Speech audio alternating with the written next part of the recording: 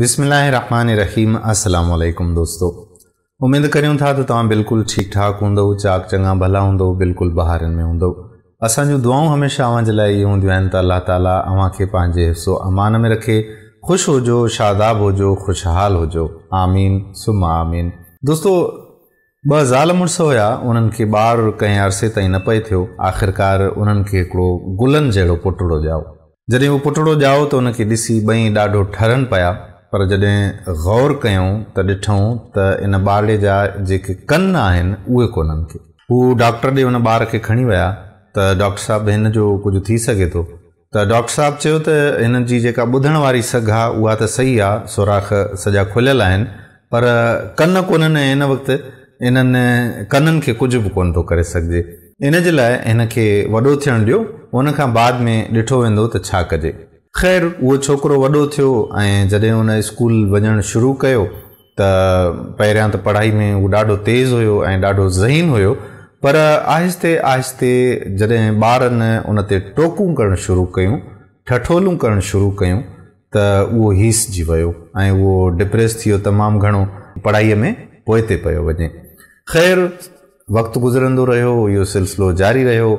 आख़िरकार हू स्कूल खां, प्राइमरी स्कूल खां हाई स्कूल ताईं वियो। इहे टोकुनि जो सिलसिलो, ठठोलनि जो सिलसिलो जारी हुयो ऐं उन खां पोइ कॉलेज वियो। कॉलेज खां हू यूनिवर्सिटी पहुचण वारो हुयो। त उन टाइम उन जे पीउ खे ॾाढी तकलीफ़ पए थी त मुंहिंजो जेको पुटु आहे, मुंहिंजो अकेलो बचिड़ो आहे, इनखे कन कोन्हनि। ॾाढो अजीब पिए लॻो उनखे। त हिकिड़े ॾींहुं उहो डॉक्टर वटि वियो ऐं डॉक्टर सां वञी मशवरो कयईं त साईं का सलाह ॾियो त छा कजे। डॉक्टर चयो उनखे त जेकॾहिं को डोनर मिली थो वञे त असां ॿिए कंहिं डोनर जा कन कटे ऐं हिन खे उहे कन जेके आहिनि पेवंदकारी जे ज़रिए लॻाए सघूं था ऐं हीउ बिल्कुलु सही सलामत थी वेंदो। त डॉक्टर जॾहिं इहा डोनर जी ॻाल्हि कई त उहो पीउ वीचारो घुमंदो रहियो हर पासे त मन किथां न किथां को कन मिली वञनि त कन जेके आहिनि पंहिंजे पुटड़े खे हणायां। पर हाणे केरु थो कन ॾे, केरु इजाज़त ॾींदो त असांजो को नौजवान फौत थी वियो आहे एक्सीडेंट में या कंहिं ॿिए मामले में, त हुनजा कन कटिया वञनि। कोई बि इजाज़त न पियो ॾे। आख़िर मजबूर थी चुप करे वेही रहियो। हिकिड़े ॾींहुं पुट वटि आयो यूनिवर्सिटी हली ऐं चयईंसि त पुट, मूंखे हिकिड़ो डोनर मिली वियो आहे, सो तूं हल त तुंहिंजो ऑपरेशन कराइणो आहे। पुट चयोसि त बाबा, केरु आहे इहो सखी मर्द या सखी मोमिन, केरु आहे जंहिंजा कन मूंखे लॻायो पिया? त पीउ उनखे चयो त मूंखे फ़िलहालु मना कई वई आहे, मां ॿुधाए कोन थो सघां, पर इहो हिकिड़ो राज़ आहे, कॾहिं न कॾहिं तोखे मां ज़रूरु ॿुधाईंदुमि। फ़िल वक़्तु मूंखे मना आहे ऐं मूंखां वाइदो वरितलु आहे त मां इहो नथो ॿुधाए सघां। ख़ैर, पीउ पुट विया, अस्पताल पहुता ऐं हुनजो ऑपरेशन थियो। हुनजा कन जेके आहिनि उहे लॻाया विया उनखे ऐं नॉर्मल इंसान वांगुरु पंहिंजी ज़िंदगी जीअण लॻो ऐं शादी बि कई, ॿार बचड़ा बि ख़ैर सां थिया। कुझु वक़्तु गुज़रियो त हुनजी अमड़ वीचारी पोड़ी थी चुकी हुई ऐं उहा फौत थी वई। जॾहिं अमड़ फौत थी वई ऐं उनखे ताबूत में रखियो वियो ऐं उनखे जॾहिं गुसुल ॾेई ऐं ताबूत में रखियो वियो ऐं जनाज़ो खणण खां पहिरियां पीउ पंहिंजे पुट खे वठी चयो त पुट हेॾे आ। ताबूत जे भरिसां वठी वियो ऐं उनजो कफ़न लाहे वार साइड ते करे ॾेखारियईंसि त उनजी माउ जा कन कोन हुया। छोकिरो हैरान थी वियो त ही छा, अम्मा जा कन कोन्हनि? त पीउ चयुसि त हा, तुंहिंजी माउ तोखे कन जेके आहिनि उहे डोनेट कया हुआ ऐं माउ जे कननि डोनेट करण जे करे ई तूं हिन वक़्तु ख़ूबसूरत लॻीं थो।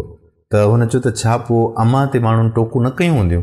त उन पीउ चयुसि त न, तुंहिंजी माउ ते टोकूं न थियूं, छो त हमेशह तुंहिंजी माउ वार जेके आहिनि उहे खुलियल रखंदी हुई त जीअं कन हुनजा ढकियल रहनि।